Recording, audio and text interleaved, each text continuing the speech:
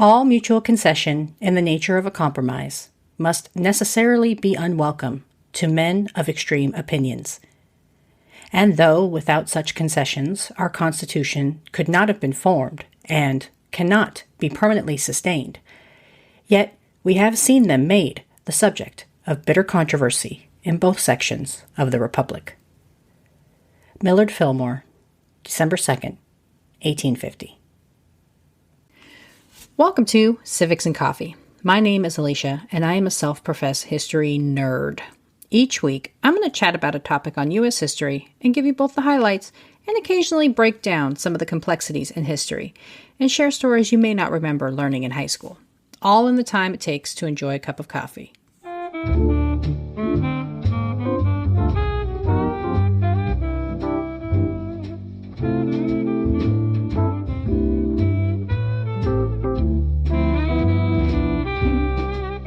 Hey everyone, welcome back. For the second time in under a decade, the country faced political chaos as 12th President Zachary Taylor passed away a mere 16 months into his presidential administration. The war hero, who had ridden to presidential victory on the coattails of his military might, died in the middle of a contentious debate in Congress over how the nation should handle recent land acquisitions from the Mexican-American War. While presidential succession had not yet been formally adopted, Taylor's cabinet and members of Congress prepared themselves for what they felt was an inevitability: the ascension of former Representative and current Vice President Millard Fillmore. A man who had no relationship with Taylor before coming into office and little contact with the administration while serving as Vice President, Fillmore took the reins of office and vigorously pursued a course of action that was antagonistic to many. So, just who was Millard Fillmore? Grab your cup of coffee, peeps. Let's do this. Born in the Finger Lakes region of New York on January 7, 1800, Millard Fillmore was one of 8 children and the firstborn son to his parents Nathaniel and Phoebe. His odd first name comes from his mother's side, which was her maiden name prior to her marriage to Nathaniel. Naming children after maiden names was apparently a common practice amongst New Englanders, and Millard continued the tradition upon having his own son later in life. The family was incredibly poor, and Millard received a rudimentary education. His father, believing he needed to learn a trade, set Fillmore up as an apprentice with a clothmaker, a position the young man hated. Described by some historians as akin to slavery, Millard made very little during his apprenticeship and longed to be free of the agreement. Sources vary on exactly how Fillmore got himself out of the job. One article I read stated he took out a loan, while his biographer Paul Finkelman contends Miller saved enough money from his paltry earnings to buy his way out of the apprenticeship. Either way, Fillmore soon freed himself of the drudgery that was cloth-making, committed to enhancing his education. Millard was hypersensitive about his lack of traditional education, and it was something that remained with him throughout his life. So dedicated to increasing his knowledge that he even saved money to purchase a dictionary, studying it when he got a free moment during his apprenticeship, and at 17, paid to join a lending library. He also enrolled in a school in a nearby town, the New Hope Academy, where he met his future wife, Abigail. The senior Fillmore was apparently so impressed with his son's dedication to education that he helped secure Millard a clerkship with a local judge to help him study law. Working for Judge Wood proved to be a frustrating experience for Fillmore, who wanted to establish himself as an attorney and earn enough of a living to support himself and a family. In a brash move, Fillmore took a case without the judge's knowledge, further fraying their relationship. When called out on his actions, Millard grew angry and left his clerkship and moved to Buffalo, where he hoped to find another attorney with whom he could study the law. His move proved to be the right choice, as the lawyers he worked with in his new city were so impressed with his dedication to the material that they allowed him to enter the bar early at just 23 years old. Upon completing his legal studies, Fillmore was offered a position with a major Buffalo law firm, but decided to strike it out on his own. While this likely caused a delay in his earning power, it allowed Fillmore to be his own boss, something he likely yearned for after spending so much time under the command of others. He eventually secured enough economic freedom that he felt comfortable enough to get married, finally marrying Abigail Powers in 1826. The two welcomed a son 2 years later, in 1828, followed by their daughter Mary in 1832. Millard carried an interest in politics and successfully served in the New York State Assembly as a member of the Anti-Masonic Party in 1829. He served for 3 terms before running for the House of Representatives in 1832. Fillmore and other anti-Masons decided the foundation of the party was much too narrow to successfully build a national coalition, and therefore established the Whig Party, which eventually attracted a combination of anti-Masons, national Republicans, and Democrats unhappy with the state of their party. During his time in the House, Fillmore focused on further expanding local improvements, such as the Buffalo Harbor. He had a brief break in between his House of Representatives tenure from 1834 to 1836. However, by 1836, Fillmore was again sent back to the House, where he served until 1843. In 1844, the Whigs hoped to launch Henry Clay as their candidate for president. There were some in the party who felt Millard could be a solid choice as vice president. However, others, including party boss Thurlow Weed, preferred Fillmore in the governor's chair for New York.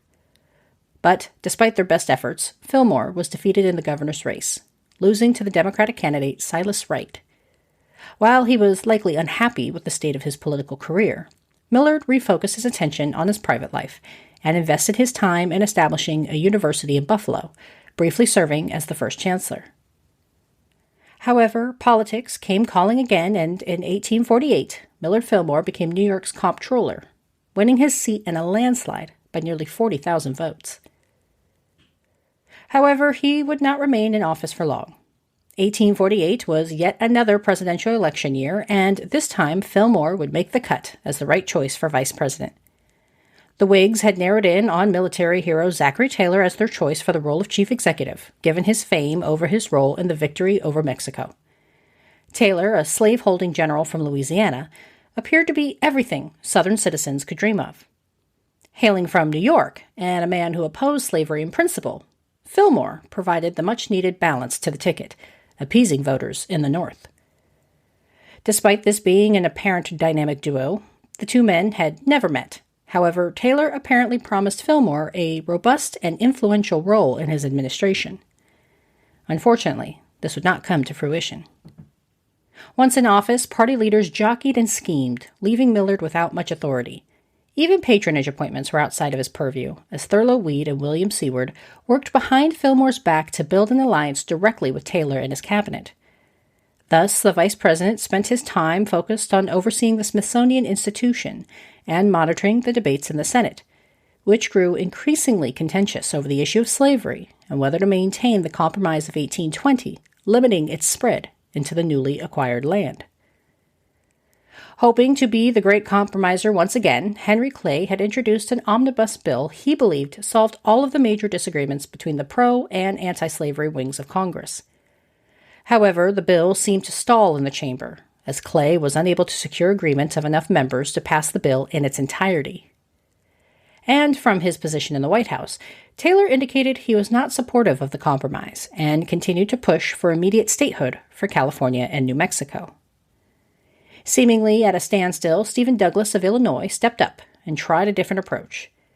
Instead of passing one massive bill encompassing all of the compromises, Douglas decided to break it apart into several smaller bills.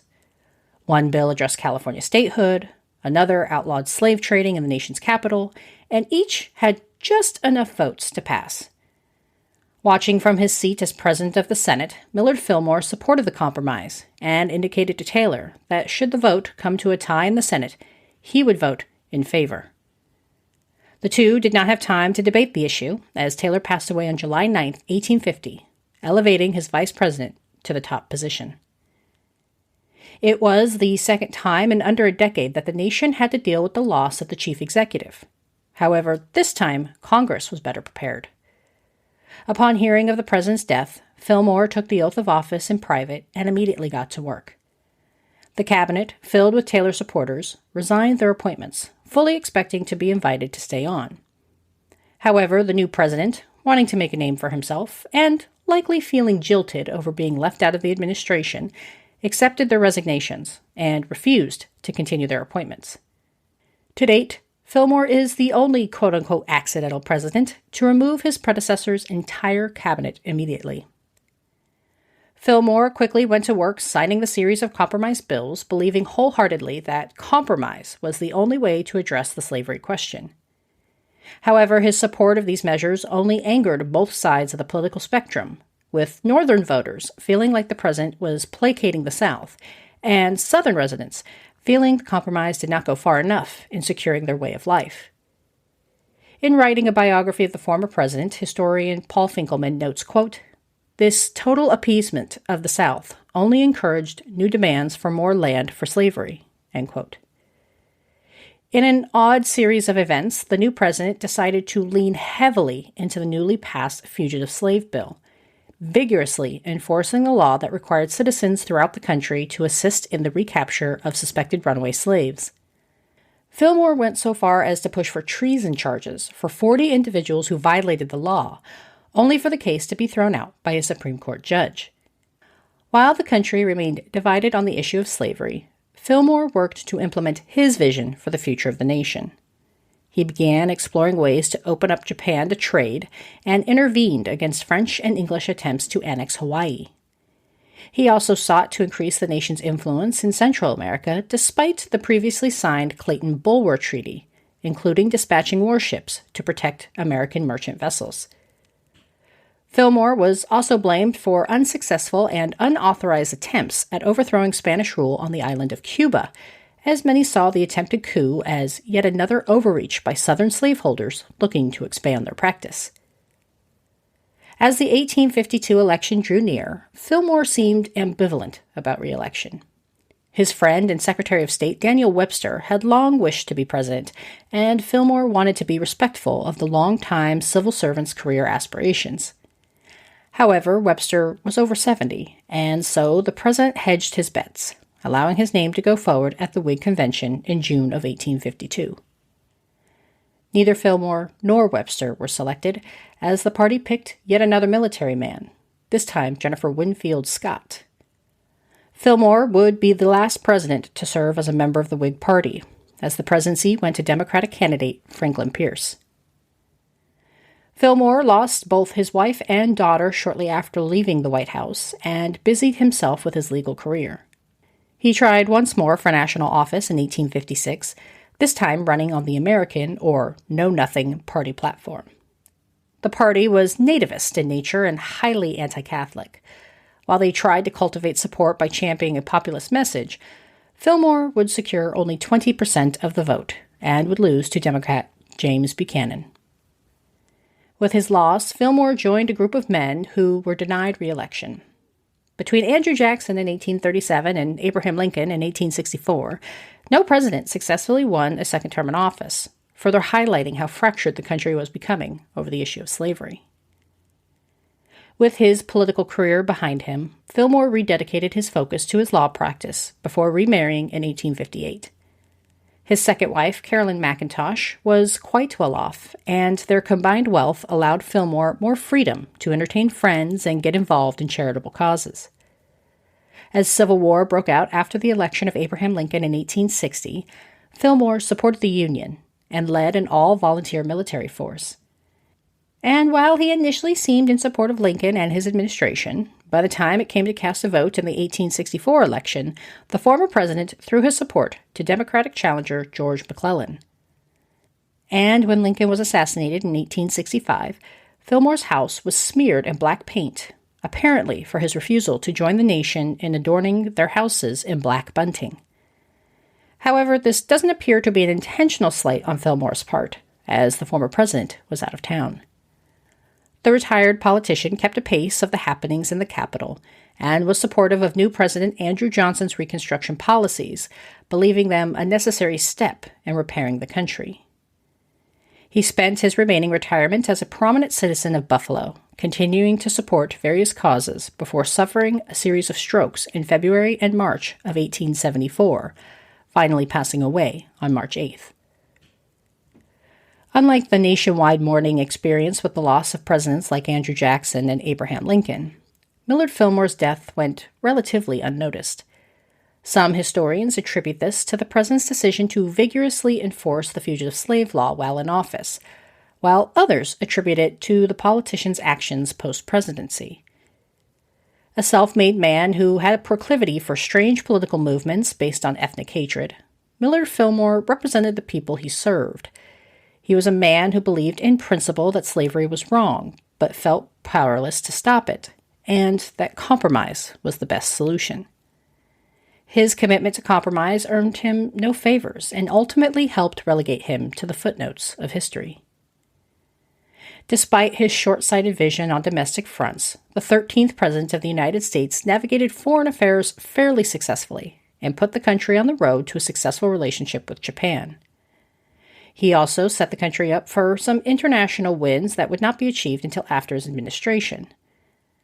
While he missed the mark with the attempted overthrow of Cuba, Fillmore had success in combating foreign influence in Central America and Hawaii. As historian and Fillmore biographer Paul Finkelman argues, quote, "In the end, Fillmore was always on the wrong side of the great moral and political issues of the age," end quote. His inability to see the divisiveness of slavery, his tendency towards conspiracy theories, and his sensitivity about his lack of education meant Millard Fillmore was perhaps always destined to be viewed as one of the worst presidents in history. However, given the state of the nation in the time period, perhaps Fillmore has been judged too harshly. As historian Michael Holt wrote, Millard Fillmore was one of many presidents who, quote, were simply prey for the most heated American social debate of the 19th century. End quote. If you've been enjoying the podcast, please consider a rate and review. Spotify, Podchaser, Good Pods, the places are seemingly endless. And if you ever want me to cover a topic, just let me know. You can reach me on all the socials or through the website at www.civicsandcoffee.com. The website is also where you can see source material and transcripts and get your very own Civics and Coffee merch. Thanks, peeps. I'll see you next week. Thanks for tuning in, and I hope you enjoyed this episode of Civics and Coffee. If you want to hear more small snippets from American history, be sure to subscribe wherever you get your podcasts. Thanks for joining me, and I look forward to our next cup of coffee together.